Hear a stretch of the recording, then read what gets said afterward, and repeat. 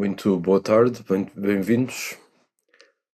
É muito bom termos novamente esta oportunidade para poder estarmos um bocadinho dentro de nós próprios, olhar para o nosso interior, consciencializarmos-nos do universo a partir de dentro. É um bocadinho isso que introspeção e meditação significa, na verdade. Conhecer a verdade através do nosso interior, daquilo que estamos a experienciar. Havia um dizer, digamos assim, do Lompoço Medo, de há muitos anos atrás, que ele dizia permitir ao corpo ser uma experiência consciente no momento presente. E, portanto, permitir ao corpo ser uma experiência consciente no momento presente é trazê-lo à consciência, ou é ancorar a nossa consciência nele, como quiserem pôr. E é essa a forma, porque o corpo tem todos os sentidos referenciados nele, é essa forma de termos a completa experiência da nossa vida, em vez de divagarmos e de não estarmos presentes com o que está a acontecer. Requer muito porque muitas vezes o que está a acontecer não é totalmente agradável, ou são partes nossas que não temos uma boa avaliação sobre elas, e portanto estar em contacto com isso tudo não é fácil. Daí por vezes ser mais fácil ligar a televisão ou outra coisa e queremos um bocadinho, às vezes não nos apercebemos disto, às vezes queremos nos distrair um bocadinho. Mas é interessante quando vamos em frente com esta pesquisa interior e encaramos a vida mesmo com toda a força. É interessante o que é que descobrimos e os entraves que vamos desenlaçando e os condicionamentos que vamos nos aperceber, dos quais nos vamos apercebendo e dos quais nos vamos libertando. Portanto, é assim, é uma investigação interior que pode ser muito libertadora. Vamos então iniciar a nossa prática de meditação. Este bocadinho que se dão a vós próprios.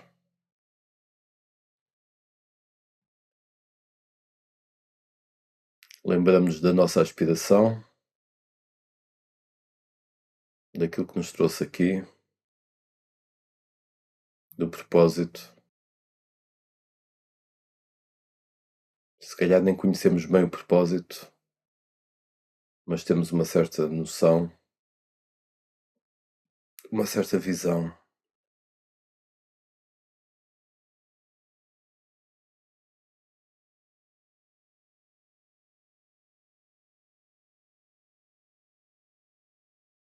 Apercebemos do corpo aqui sentado,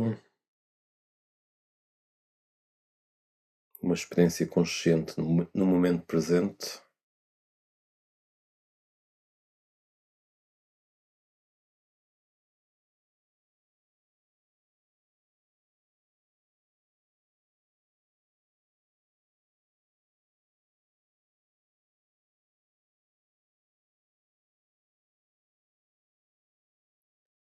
O corpo aqui sentado a respirar.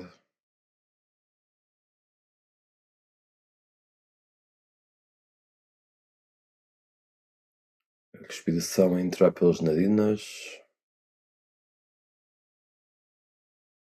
a espalhar-se pelo corpo, a preenchê-lo, a sair do corpo,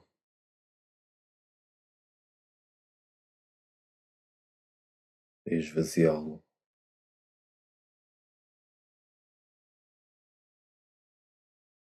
O deixar ir, o abrirmos-nos ao novo, o deixar ir novamente.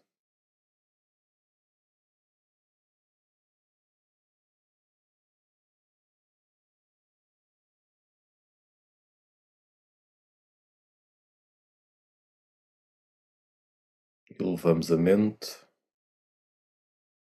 elevamos o coração,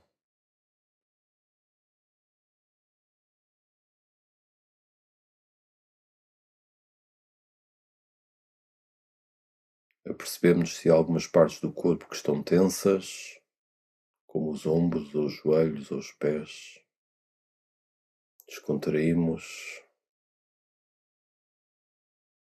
a expressão facial,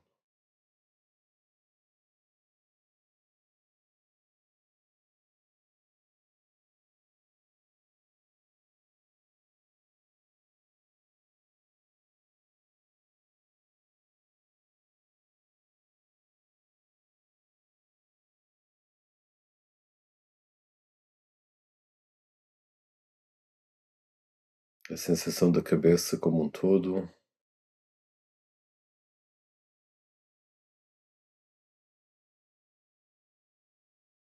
suspensa por um fio,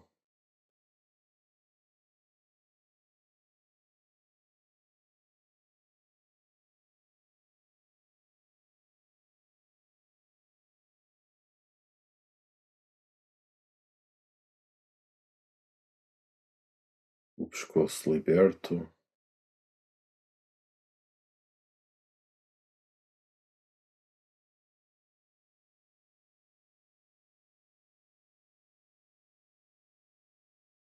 a nossa caixa torácica e as costas direitas,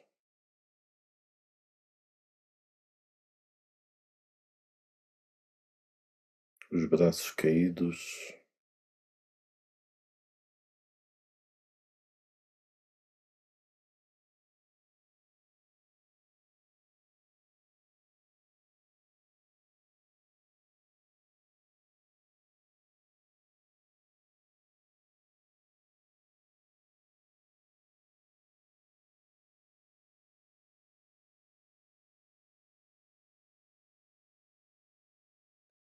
desejamos-nos bem a nós próprios neste momento, a toda a célula de vida em nós, toda a célula de vida em todos os seres.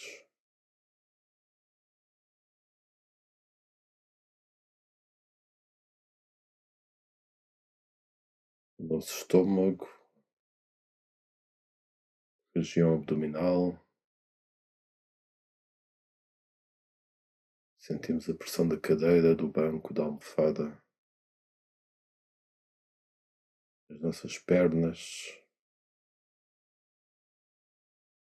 joelhos, tornozelos, os pés.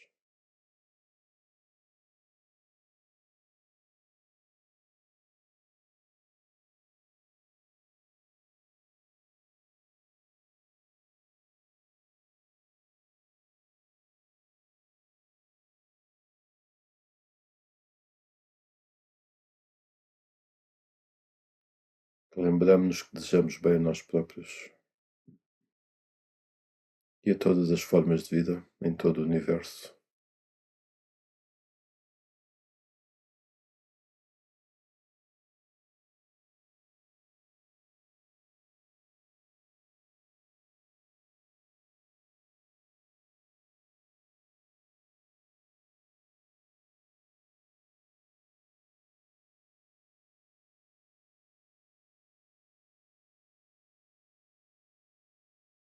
Sensação da respiração, a respiração a entrar, a respiração a sair. Vamos ficar conscientes da respiração por alguns momentos. Inspiração, expiração.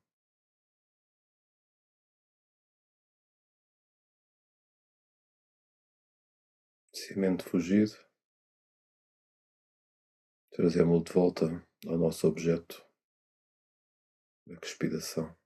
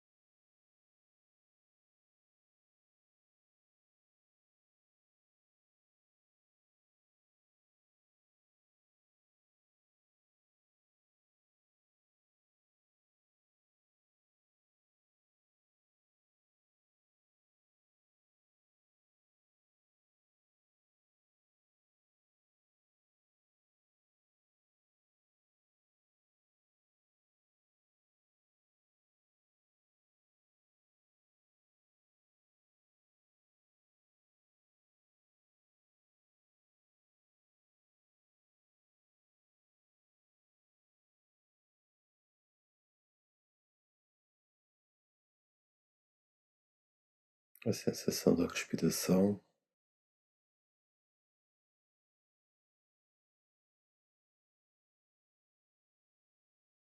a sensação do ar à nossa volta, acima de nós, mais ao largo, o ar dentro, o ar fora.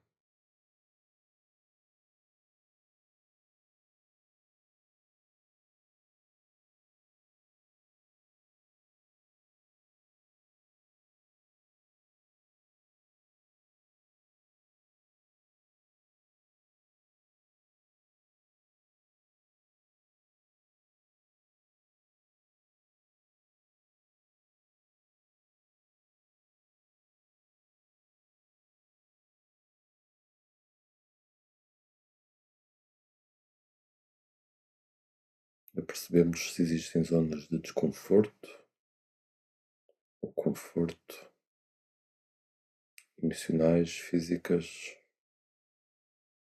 pelas quais somos atraídos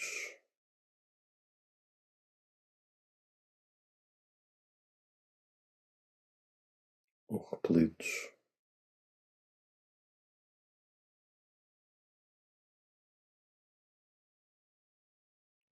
E ficamos conscientes delas, sem nos identificarmos com elas.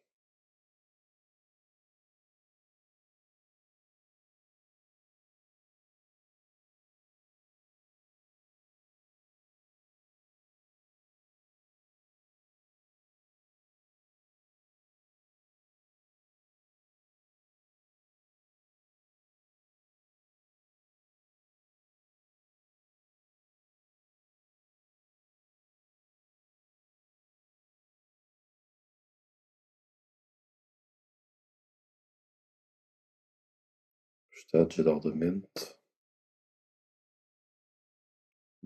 ampla, preocupada, cansada, feliz, seja qual for. Consciência do estado geral da mente.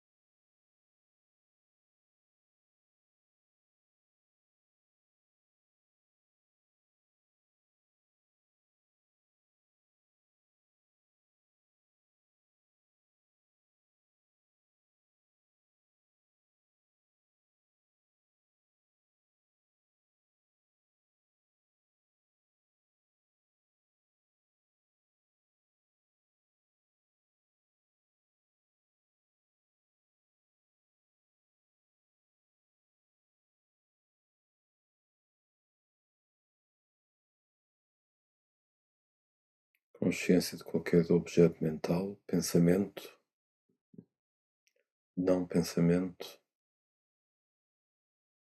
consciência do conteúdo da mente.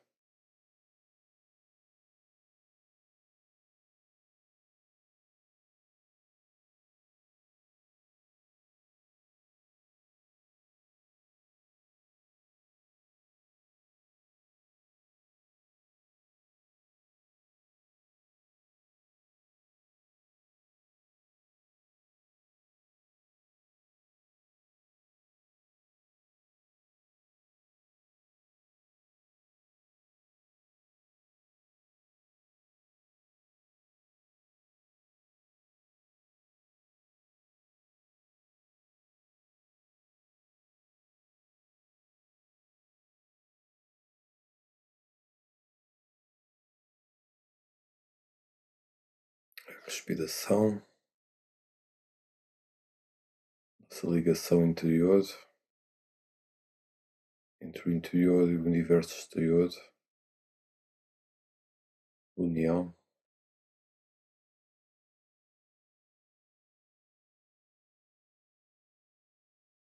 consciência.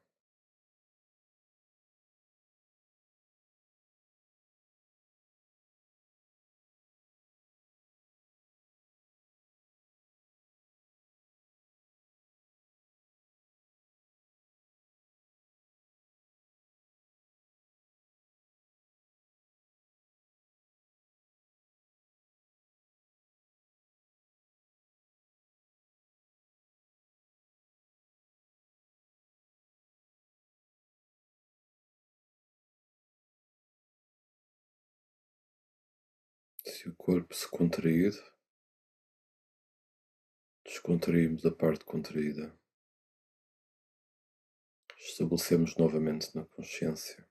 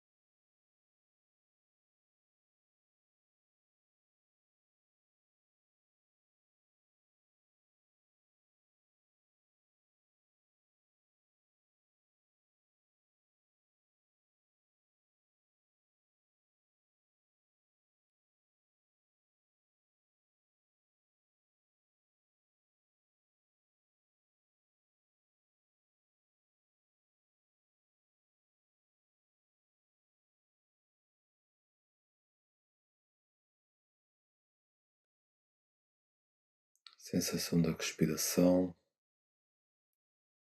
narinas, palmas das mãos, joelhos, planta dos pés.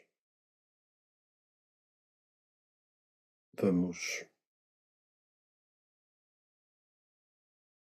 nos estabelecendo uma consciência mais corpórea, mais cognitiva, terminando esta sessão de meditação. Nosso interior, a percebermos como está, nosso corpo, a temperatura do quarto.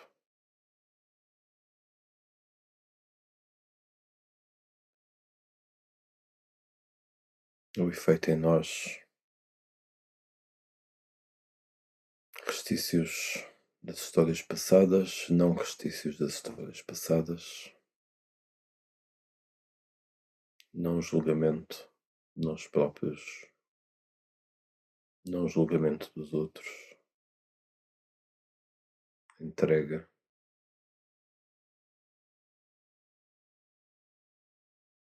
Sensação de perdão e de entrega.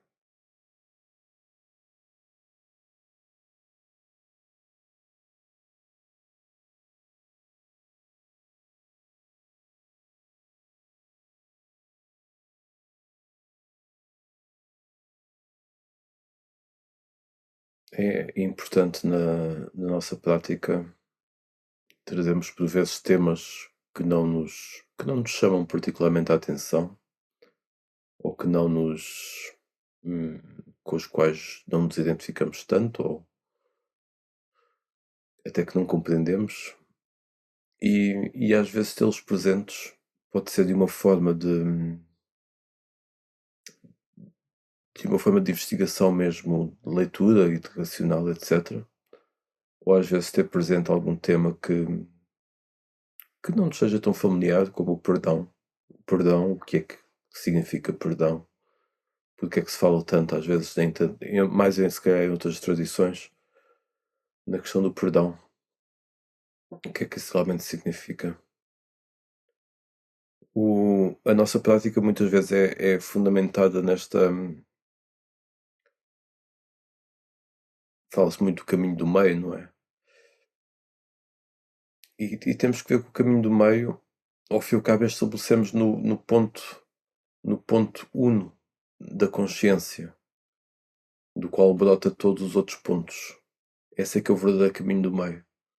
Não é tanto um caminho de equilíbrio ao tentarmos nos estabelecer no meio de dois extremos, mas mais um caminho de equilíbrio que advém naturalmente de nos estabelecermos na consciência. Quando falamos em nos estabelecermos na consciência, nessa consciência una, que já não é uma consciência pessoal, é a consciência que nos une a todos, porque a una não é nossa nem dos outros. Quando estamos estabelecidos, as nossas ações verbais também, até ações mentais, vêm desse ponto, vêm mais desse ponto, ainda que tenham que passar pelos muitos filtros da nossa personalidade condicionada, do nosso corpo, da nossa mente, do nosso cérebro, do nosso coração, até serem expressados neste mundo, ao nos estabelecermos mais e mais nessa consciência una, essas ações mentais, emocionais, verbais e físicas vêm mais até desse ponto, quanto mais aí estivermos estabelecidos. E, portanto, é importante. É claro que a pergunta é sempre como é que nos estabelecemos nesse ponto, e é isto que fizemos agora, um dos princípios, é lembrarmos desse ponto de consciência e cultivarmos a presença desse ponto. Palavra consciência confusa, já sabemos, não estamos a falar da consciência cognitiva, que é aquela consciência que aplicamos no nosso dia a dia, mas de uma consciência mais una, mais universal, se quisermos pôr assim. O caminho octuple é realmente aquilo que praticamos e cultivamos para nos estabelecermos nessa consciência. Cada vez que tentamos, que nos lembramos de tentar praticar a fala correta, por exemplo, estamos a praticar algo que vem de um ponto de vista incondicionado, algo que não venha dos nossos condicionamentos. Porque é porque praticamos, lembramos de praticar e antes de falarmos, de uma forma muito orgânica até, tentamos nos aperceber se aquilo vem de um ponto de uma tendencioso, de uma tendência nossa, se vem de um ponto de uma raiva, por exemplo, ou de uma inconstância, ou de um desejo, não é? Podemos trazer a questão das cinco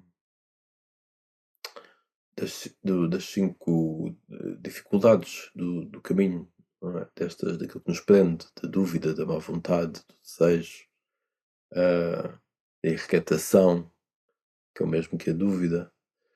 Vamos nos lembrar do que é que nos provoca essas dificuldades no caminho e perceber se quando vamos falar, por exemplo, se advém, se a fala vai advir de alguma dessas propriedades e tentamos nos estabelecer nesse ponto mais uno, o tal caminho do meio, que não vem dos nossos condicionamentos, mas sim de uma consciência geral, global, que é una e que está presente antes mesmo da nossa manifestação, que está sempre presente, digamos assim. Então, um bocadinho noutras perspectivas, poderia-se falar de sintonizarmos com essa consciência, não querendo estar a ser muito esotérico, porque essa consciência não é algo exterior nem interior a nós, porque é algo que ultrapassa a dualidade do exterior e interior. Mas é importante termos estes temas na nossa vida presentes para nos estabelecermos cada vez mais neles. É desta forma que nos estabelecemos neles. Muitas vezes se pergunta como é que se faz o caminho espiritual. O caminho espiritual faz-se deste cultivo, destes passos. Não há. Portanto, faz-se no físico, faz-se no mental, faz-se no emocional, faz-se no espiritual. É preciso trabalharmos todos os campos, todos os níveis, para ao fim e ao cabo, digamos assim, desvanecermos novamente no universo. Não sei se alguém tem alguma questão, esteja à vontade. Já temos aqui um who. Ok?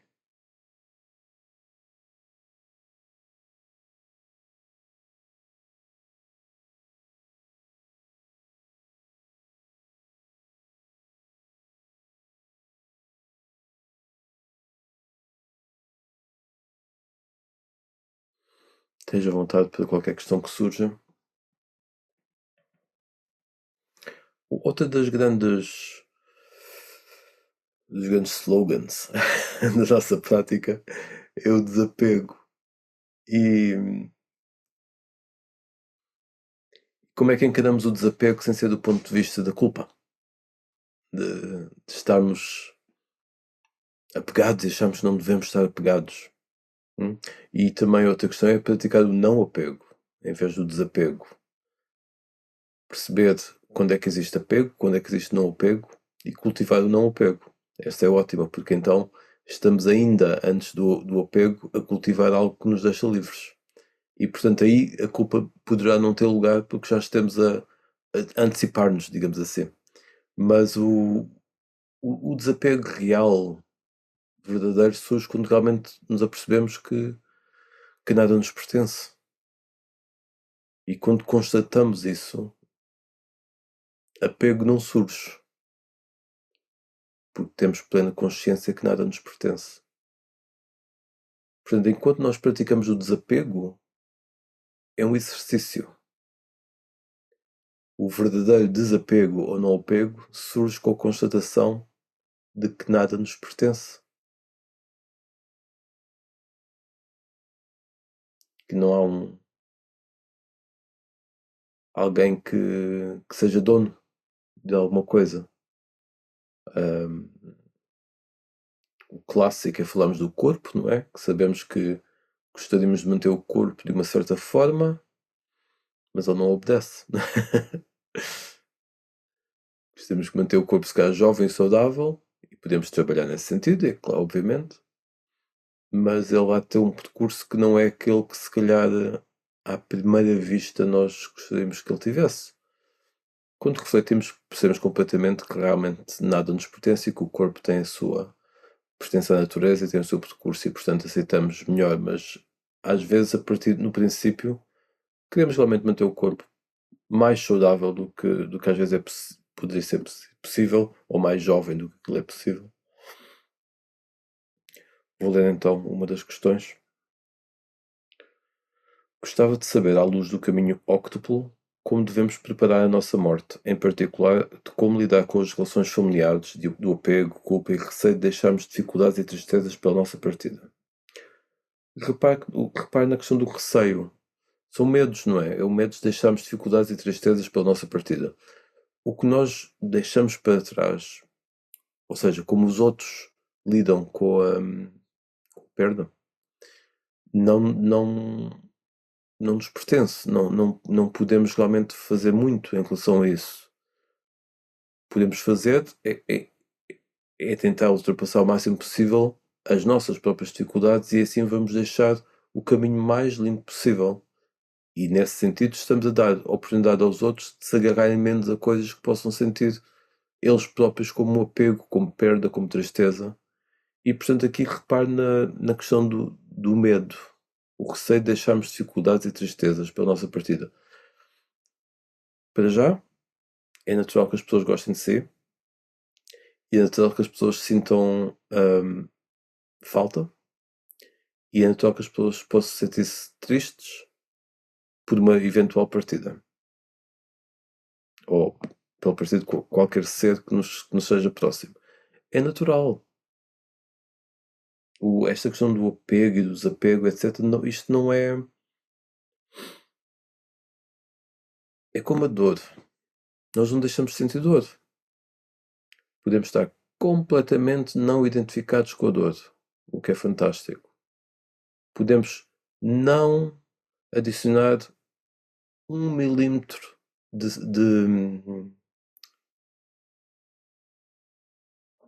sofrimento à dor. Podemos ser capazes de fazer isso, totalmente. Mas não deixamos de sentir a dor. E às vezes temos um bocadinho de um certo complexo mental, talvez. Deixamos que não devemos sentir dor emocional. Sentimos dor física, porque é que não devemos sentir dor emocional e dor mental?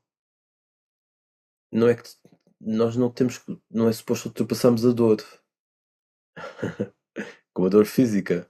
Dor física é dor física. Podemos ter uma relação com ela que realmente nos perturba muito menos, é verdade. E as dores emocionais é o mesmo. Voltamos à questão do não eu e não estamos identificados, etc. Por aí fora. Mas não é que as pessoas não devam sentir dor. Não é isso. Devem sentir a 100% aquilo que estão a sentir. E estarem muito conscientes disso. Pronto, não se identificarem, não se agarrarem, mas estarem muito conscientes disso. Portanto, é uma parte aqui que realmente, mais uma vez, não nos pertence e as coisas vão ter o seu percurso. E à luz do caminho óctuplo, como preparar a nossa morte em particular, como lidar com as relações familiares. E acaba por ser isto, acaba por termos muito cuidado. Parte, sobretudo, do nosso trabalho connosco próprios, mas já estamos e o nosso trabalho connosco próprios engloba-se ou enquadra, seja em que ambiente estivermos, Neste caso, se estamos com o ambiente familiar, vamos trabalhá-lo com as relações familiares também. Como é que nós dizemos, de onde é que vem a palavra que nós dizemos à pessoa que está próxima de nós? Como é que nós, de onde é que vem uma ação, um olhar, um pensamento até, que vem de uma forma que não está a culpabilizar o outro, a culpabilizar-nos a nós próprios? Repare que quando nós culpabilizamos a nós próprios, estamos a deixar um peso, não é? E agora vem a culpa de nos sentirmos culpados, que é muito mais engraçado, ou seja, não é? Então é muito importante termos esta noção e percebermos que quando estes sentimentos, estas emoções vêm, esta noção de se começamos a querer rejeitá-los, estamos a dar-lhes força, estamos a viver na aversão. Se estamos identificados e agarrados porque achamos que estamos culpados e achamos que devíamos nos sentir culpados porque nós merecemos sentirmos culpados, estamos a vincular ainda mais essa culpa. Então, quando vêm esses sentimentos, como deixá-los assim soltos? Como deixamos na palma da mão, não é? Então, às vezes temos esta metáfora do o abrir mão não é. O agarrar é assim, aliás. E o abrir mão não é assim, não é rejeitar, é assim, é deixar a coisa ir, é deixar a mão aberta, para a coisa voar, para a coisa escorrer da mão. E então esta atitude, quando temos um sentimento de culpa, por exemplo, um sentimento de medo, um sentimento de pavor, como é que deixamos isso assim solto? Como é que nos colocamos? E podemos imaginar uma pessoa grande, imagina. Pessoa grande, que é para termos um maior distanciamento da mão, e em que esse sentimento está na mão e a pessoa olha lá de cima para o sentimento e deixa o sentimento voar. Às vezes estas técnicas imaginativas têm o seu lugar também para darmos um formato, digamos assim, ou uma cor, um colorido àquilo que estamos a tentar fazer, a tentar cultivar. E então, como respondendo novamente aqui, ou ainda continuando a responder dentro, como saber à luz do caminho óctuplo, como devemos preparar a nossa morte, hum, na verdade é engraçado que nós, quer na vida monástica, quer dentro dos praticantes budistas também, temos esta questão de prepararmos a nossa morte todos os dias, de deixarmos sempre tudo como se fôssemos partir no momento seguinte ou naquele próprio momento. Portanto, estamos sempre a trabalhar, estamos de paz connosco próprios, estamos de paz com os outros, dizemos as coisas quando falamos com alguém como não sabemos se vamos falar com aquela pessoa novamente. Isto é uma prática ótima. É uma prática ótima para qualquer pessoa nova de idade, com uma condição de saúde, sem condição de saúde, e é assim que se prepara a morte. Para além do clássico, não é? De olhar para o estado da nossa mente antes de adormecermos, o que é que está lá e tentarmos largar aquilo a que estamos apegados, porque o adormecer é como uma transição de um estado consciente para um estado de outra consciência, digamos assim, ou inconsciente dentro da visão do corpo, do mundo físico, não é? E portanto acaba por ser um bom treino. Mas em relação ao caminho óptimo, tudo se aplica a este caso também de nos prepararmos para a morte. A fala correta, o pensamento correto, a visão correta, o esforço correto, concentração correta, consciência correta. Portanto, aqui voltarmos à concentração correta, por exemplo, percebemos que estamos dispersos, voltarmos a uma linha. A concentração samadhi, sama samadhi, é uma certa linha de continuidade, uma certa estabilidade, na verdade. Não é tanto concentração, uma certa estabilidade. E como é que voltamos aí? Para algumas pessoas também resulta melhor ter um sentido de ligação superior, digamos assim, e trazer esse sentido à mente. Então parece que imediatamente tudo se realinha. E portanto vamos investigando e vamos cada um de nós procurando o que é que para nós faz sentido, para a nossa dinâmica. As emoções, digamos assim, dos outros não nos pertencem. Lembre-se também que deseja o melhor a toda a gente, deseja de certeza o melhor a todos os seus familiares, todos os seus familiares mais próximos e às pessoas que estão perto de si. E relembre-se disso, relembre-se disso e relembre-se disso para si próprio também.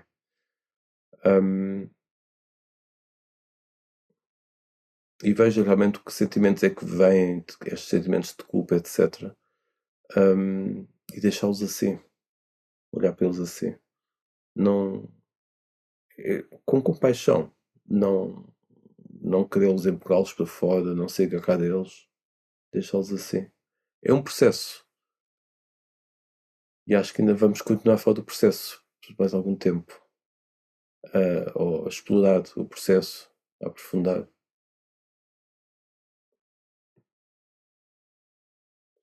Podemos falar do apego ao desapego. Podemos. Muito bem. É verdade. Esta é a culpa. O apego ao desapego é a culpa. Queremos, tem que ser desapegado, tem que desapegar. Por isso é que eu falei do não apego, né? Cultivar o não apego. O desapego é realmente. E há pessoas que criticam mesmo a abordagem do desapego.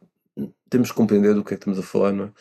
Mas criticam no sentido de que parece que o desapego implica uma certa aversão, o tal largar, empurrar para fora. E, e depois também temos que perceber muito bem que desapego não é desamor, que é muito importante. O desapego é liberdade, o desapego é estarmos completamente connosco próprios e com os outros e com o mundo de uma forma liberta em que permitimos as coisas serem como elas são, sem condicionar. O desapego é isso, é quase o equivalente ao amor incondicional. É quando não impomos condições. Não queremos manter a coisa de uma determinada forma, não queremos condicionar de forma nenhuma. Estamos libertos em relação às coisas, a nós próprios e aos outros, e portanto estamos desapegados e portanto deixamos que elas sejam como forem. Se ficamos apegados a uma ideia de que temos que estar desapegados, passa a ser um apego. Portanto, é compreender, não é? Portanto, se isso se torna um apego, então temos que perceber como lidar com isso de uma forma inteligente e sábia. Senão estamos a criar mais um condicionamento. Quando temos medo da morte nossa e dos outros, como devemos ultrapassar esse medo? Como cultivar esse desapego? É um bocadinho como falámos anteriormente. O que é medo da morte? Temos medo do quê? Há pessoas que têm medo do desconhecido porque não sabem o que vem a seguir. Há pessoas que têm medo. Até vamos falar em vez do desconhecido, de algo menos familiar. É interessante observar desse ponto de vista. Outras pessoas têm medo, ou seja, o medo da morte surge porque estamos, ao fim e ao cabo, identificados com o corpo, não é? Não temos esta total consciência de que não somos o corpo, que não somos as emoções, que não somos os pensamentos, que não somos a mente, e portanto temos medo de que isto acabe e que nós acabemos também, de certa forma. E mesmo que racionalmente saibamos ou achemos que não é assim, que nós não somos esses componentes e quando isto acaba nós não acabamos, ou seja, o que for em termos da consciência não acaba, podemos saber isso de uma forma racional e até a certo ponto integrada, mas não está completa, não é? E portanto, aí temos medo porque estamos a largar uma certa identificação. Estamos a ficar sem um ponto de referência da pessoa. E, e mais uma vez, como cultivar esse desapego? É exatamente esta consciencialização do que é que somos e do que é que não somos, sem nos estarmos a forçar a nada. Vamos também ser muito, muito verdadeiros connosco próprios. Não é? Uma pessoa pode pensar, não estou nada identificado com o corpo, não quero, não posso. Não funciona assim. Vamos ser honestos, ok? Estou identificado com o corpo. 20%. Muito, pouco, um bocado. Acho que sim. Mas não fazer disso um problema também. Estar liberto mesmo dentro desse processo. Em relação aos outros e também a nós, é realmente às vezes ver que não. Esta questão de que não está sob o nosso controle é algo a praticar a todos os momentos. Não é? Eu acho que as pessoas que têm filhos têm uma prática muito boa nisso, ou podem ter. Reparem quando temos um sofrimento ou quando temos uma aflição. Imagina, o filho vai andar de moto. Aflitivo para qualquer pessoa, acho eu. Ou pode ser aflitivo para qualquer pessoa. Ahm, é, ou seja, isso causa uma sensação de sofrimento. O que é que o sofrimento leva?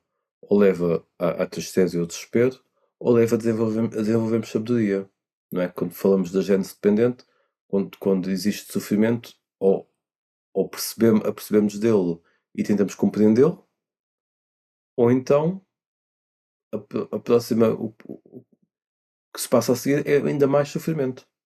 Então, em qualquer situação de vida, vamos perceber como é que podemos desenvolver sabedoria. E a partir daí conseguimos ir ultrapassando estes medos, inclusive da morte, porque percebemos que nada está sob o nosso controle. Tudo pertence à natureza. E quando compreendemos a natureza com leis amplas também, mesmo a lei do karma, mesmo a lei do karma, por exemplo, às vezes não percebemos porque é que certas coisas se passam de certa maneira, está fora do nosso alcance de perceber naquele momento. Podemos perceber, se calhar, talvez um dia, não importa tanto, mas neste momento não percebemos. E este largar é, ou este não agarrar, se calhar vou pôr assim, é, é um equilíbrio muito interessante. Muito interessante. Como devemos ultrapassar esse medo? Como cultivar esse desapego? É compreender o medo. Esta questão do devemos ultrapassar está certa, mas remete para este sentido de não estamos bem assim, devemos estar de outra forma. É importante percebermos isto também.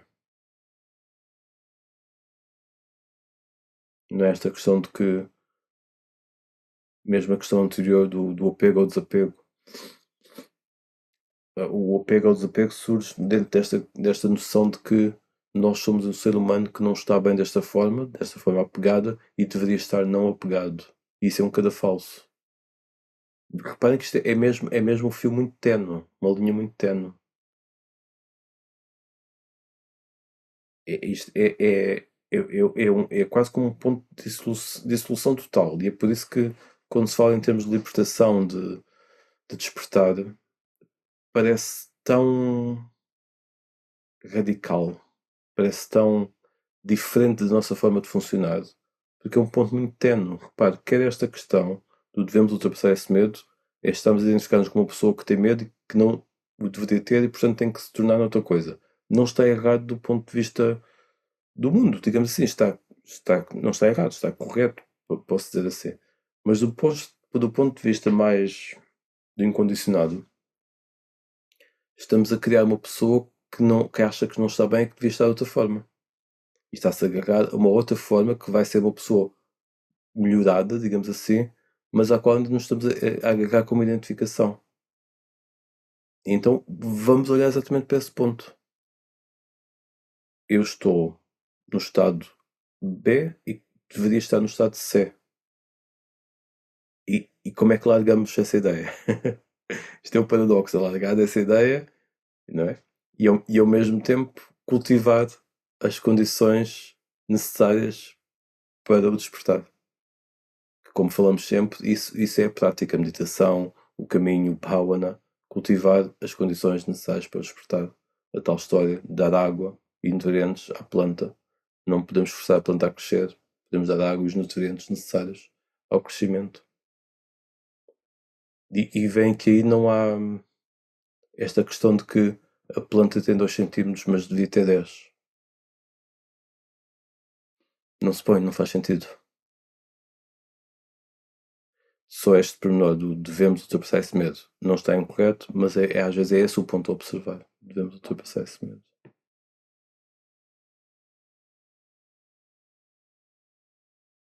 E como cultivar esse desapego acaba por ser isso. O desapego da própria persona. Outro obstáculo comum no caminho é a inveja. Como combatê-la em nós e nos outros depois de tomarmos consciência dela. Nos outros é mais difícil. A inveja vem sempre mais uma vez, de um ponto de identificação. E é interessante quando surge. Primeiro é um sentimento que não é bonito no sentido de não nos sentimos bem. É um sentimento que não sabe bem. Parece que ficamos com sabor amargo na boca, digamos assim. É um sentimento de inveja. E é compreender, é como qualquer outro sofrimento, digamos assim. Não é? Quando falamos da primeira nobre verdade que existe sofrimento, existe insatisfação e devemos compreendê-lo, é compreender. E a inveja advém de quando os outros têm sucesso ou têm alguma coisa que nós não temos e nós ficamos com a inveja dessa pessoa. Tem sucesso, seja em que campo for. E isso vem, claro, do ponto de vista de comparação, que, que não faz sentido, porque cada um está no seu ponto. Vem de um ponto de que não temos a consciência total da vida, porque aquela pessoa se calhar merece aquilo naquele momento e nós não estamos naquele ponto para ter aquilo que aquela pessoa teve. Vem do ponto de não consciência também, por se calhar ter aquilo naquele momento não é bom para nós, de qualquer forma, portanto é melhor não o termos neste momento, não é? E portanto há aqui um grande processo de perceber que não existe, não temos uma consciência total da, do presente, não é? Da vida neste momento. Então quando sentimos inveja, pomos-la nessa categoria do sofrimento, digamos assim, ok, compreender de onde é que isto vem, porque é que isto me faz sentir assim. Repare que quando nós temos esta sensação, e uma das questões que às vezes se fala é a questão de ser generoso, por exemplo. Ser generoso pode ser generoso com o tempo, em pequenas coisas, em dar um sorriso a alguém. Ser generoso. E quando se pratica essa generosidade, sentimos que temos o suficiente, porque se temos para dar, temos o suficiente de alguma coisa. E então é uma forma de praticarmos esse sentimento de ter o suficiente. E com isso a inveja também pode-se dissolvendo um pouco. É este sentimento de ficarmos felizes pelos outros.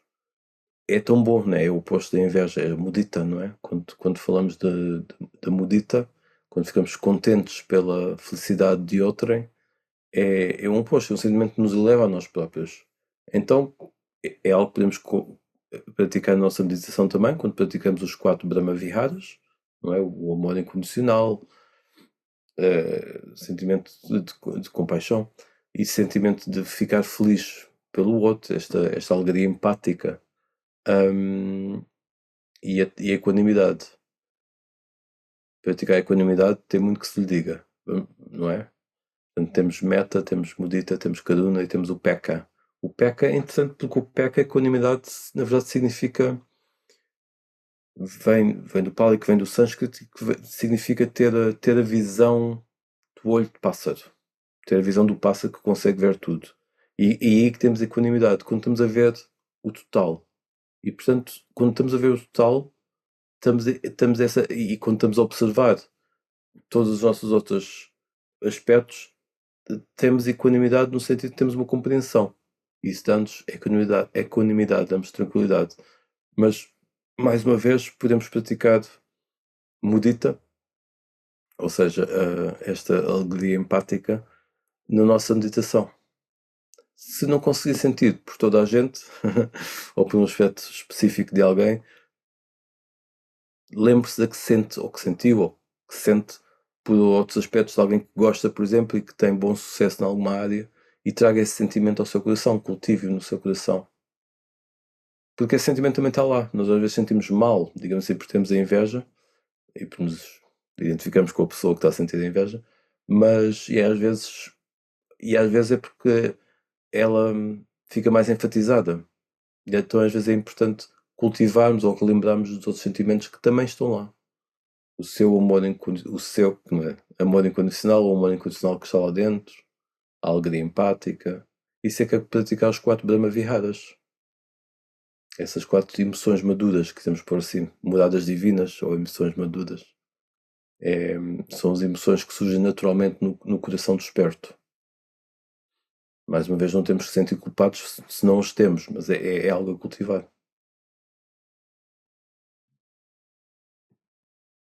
A inveja nos outros, hum, nós não podemos combater de uma forma direta, não é? Mas ao praticarmos em nós próprios, de uma certa forma, podemos atenuar a inveja dos outros. Mas é importante percebermos que não temos, hum, às vezes, não temos responsabilidade. Se a inveja dos outros recai sobre nós, não temos responsabilidade direta sobre isso. É uma questão dos outros.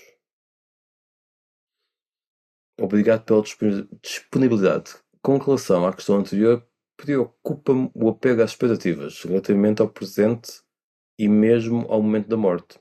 A leitura de textos como Dharma da Floresta dá algumas respostas, mas ao mesmo tempo provoca alguma frustração porque damos por nós a cometer aqueles erros que sabemos inúteis. É verdade, sim senhor. Ahm, vou ter que repetir uma frase que o Ajahn Chah dizia. Entre 50% a 70% da prática é saber o que é que temos que largar e não conseguirmos. Ou seja, acaba por ser uma consciencialização do que é que temos que largar. O não conseguimos largar o largar demora tempo, porque há condições que não estão ainda preparadas para tal. E portanto, se levamos anos e anos e anos numa certa dinâmica, mudar aquela dinâmica em termos interiores, em termos de vidas passadas, em termos mentais, em termos de ligações neuronais, demora muito tempo. E então, e quando sentimos frustração, então vamos olhar para ela. Isto é o que o Ajahn Vaji promete às pessoas que se ordenam como monges e monjas, não é? A única coisa que vos posso prometer é frustração. Portanto, é frustrar-nos a nós próprios, aos nossos próprios quereres, etc. E, neste caso, até o apego às expectativas, não é? E, portanto, é isso. É que percebemos que os resultados não nos pertencem da prática. Temos aspirações. É bom ter aspirações, mas estamos libertos em relação a elas. É andar no fio da navalha, se me permite a expressão. Por falar em culpa, como lidar com a culpa de uma ação incorreta? Se sentimos que podíamos agir de modo diferente, corretamente, mas porque somos imperfeitos, agimos incorretamente numa situação relativamente a alguém ou mesmo connosco. O que o Dharma nos ensina sobre a desvinculação da culpa e prosseguir. Primeiro é um bocadinho isto que estamos a falar, destes 50% a 70% de reconhecimento que temos. Sabemos que devíamos agir diferente, mas não conseguimos. Isso é muito importante. Reparem que eu estou a dizer uma frase de um mestre tinha uma reputação de ser muito duro, mas depois esta frase dá-nos ok, 50% a 70% da prática é saber o que é que devíamos largar e não conseguimos largar. Fantástico. Mas é uma consciencialização, isso que não nos dê um ânimo, digamos assim, para não queremos saber, não é? Não é sair, não é chegar a esse ponto.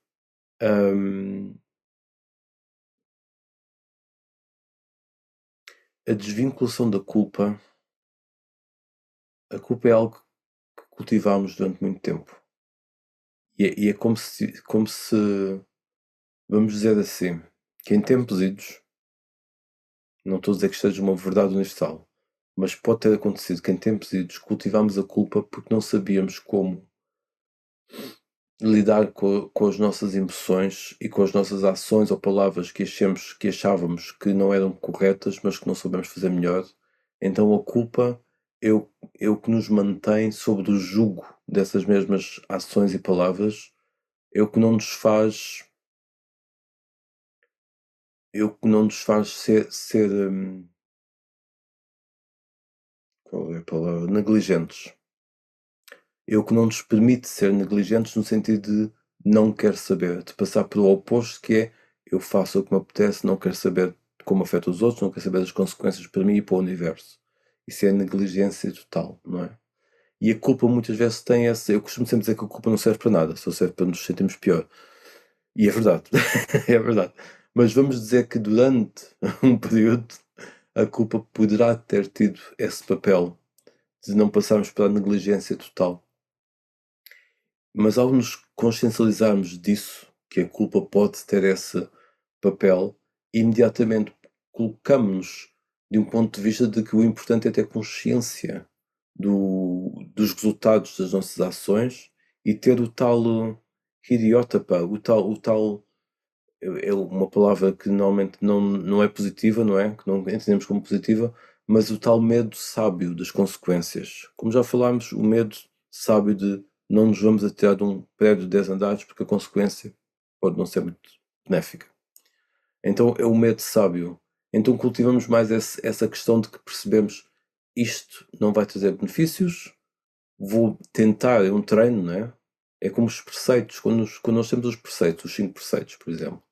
O não matar, o não roubar, o não mentir, o não tomar drogas e álcool que facilmente ficar num estado distorcido e o ter uma conduta sexual correta. Quando praticamos os 5 preceitos é um treino. Quando não falamos do não mentir, é um treino. É um treino em que quando mentimos, por exemplo, não passa ao lado. Não somos negligentes. Fica cá registado. Fica cá registado, mas no sentido que queremos nos treinarmos a não mentir, a ser verdadeiros. E portanto, mas é um treino, não é algo que não é um mandamento, não é algo que é um pecado, não é nesse sentido. Então reavaliarmos, digamos assim, a nossa relação com tudo, com o mundo, com as nossas questões mesmo culturais e reavaliar como é que nos damos com os nossos próprios sentimentos, reavaliar o que é que entendemos como culpa e o que é que pode ser uma forma diferente de nos relacionarmos com o reconhecimento de fazermos algo que não é benéfico ou que possa não ter sido benéfico e o reconhecimento de que continuamos a fazer algo que não é benéfico. O reconhecimento, a consciencialização custa porque dá luta, não nos faz sentir felizes necessariamente naquele momento, não nos faz sentir descansados, mas é o caminho para nos libertarmos daquilo que iria continuar a não nos fazer sentir descansados, a não nos dar paz. E custa porque dá trabalho. Vamos ter que desconstruir um padrão, vamos ter que desconstruir de onde é que vem a tendência para agir de determinada forma, vamos ter que ir ao fundo da questão de perceber qual é a raiz, a razão de agirmos de determinada forma, e às vezes a razão é muito que está baseada numa das bases da nossa personalidade nesta vida e vamos arrancá-la. E isso até dá medo, porque às vezes podemos ter uma noção de identidade que está baseada em algo que pode não ser muito positivo, mas é uma noção de identidade, é uma referência. Só que se refletirmos um pouco, percebemos que ao arrancarmos essa raiz, digamos assim, e mesmo que nos dê um certo receio, vamos estar a cultivar algo melhor. E portanto é olharmos para estes medos profundos. E a culpa, se temos culpa, vamos olhar para a culpa, mas vamos compreendê-la desta perspectiva. Ok, culpa é sentirmos em baixo, digamos assim, mas vamos nos consciencializar e vamos realmente podemos ter essa questão desse medo sábio das consequências. Mas principalmente o que é importante é consciencializar. Isso é o que substitui, digamos assim, a culpa, ou que é uma nova relação a ter com as nossas ações e pensamentos e palavras. É a consciencialização do que é que eles são, de onde é que vêm e de quais os efeitos. Esta é a minha primeira vez aqui, estou imensamente grato pela gentileza da sua partilha. Lido sempre com a constatação de que muitas vezes as minhas ações são ditadas pelo meu pequeno ego, condicionado e construído por tantas influências. Vem-me à memória o poeta persa Rumi: se nunca viste o diabo, contempla-te ao espelho. Esta frase chocou-me quando a li pela primeira vez, mas apercebi-me da sua profundidade e importância. Que reflexão pode oferecer acerca das vias possíveis para atenuar o pequeno ego, o diabinho em mim, e lentamente ter recordações da centelha interior e passar a ser gentilmente guiado por ela. E é exatamente isto, esta questão de que estamos a alongar, mas vamos nos alongar um bocadinho hoje. É exatamente isto, esta noção de que da consciência. Quando falo aqui em centelha interior, podemos falar neste contexto de consciência, estamos nessa consciência mais una, e nisso é elevar a mente, elevar o coração, estar consciente de quando são os nossos condicionamentos, quando se fala deste ego, destes condicionamentos que nos condicionam e que acabam por ser o que nos guia se não estamos conscientes deles. Reparem que ao estar consciente dos condicionamentos é como ter uma luz, colocar uma luz sobre eles, vê-los por aquilo que eles são. Porque a questão do ego, do pequeno ego, é que agimos sobre esse impulso, principalmente quando estamos identificados com ele, quando achamos que isso é uma parte intrínseca de nós próprios. E essa é mais um bocado falsa, que esta questão do não eu, etc., é exatamente isso, é perceber isso não é uma parte integral de nós próprios, não é uma parte de nós próprios. E perceber isso, o que é o eu e o que é não eu. E o ego é o conjunto, digamos assim, dos componentes da nossa personalidade. E quando compreendemos isso, as coisas não mudam imediato, mas mudam muito. A perspectiva muda. O ego ou os condicionamentos vão continuar a ter a sua atuação, mas quanto mais consciência ou mais luz colocamos sobre eles, mais os vemos por aquilo que eles são e mais vamos ter a oportunidade, não quer dizer que consigamos logo, mas vamos ter a oportunidade de não agir sobre esses impulsos.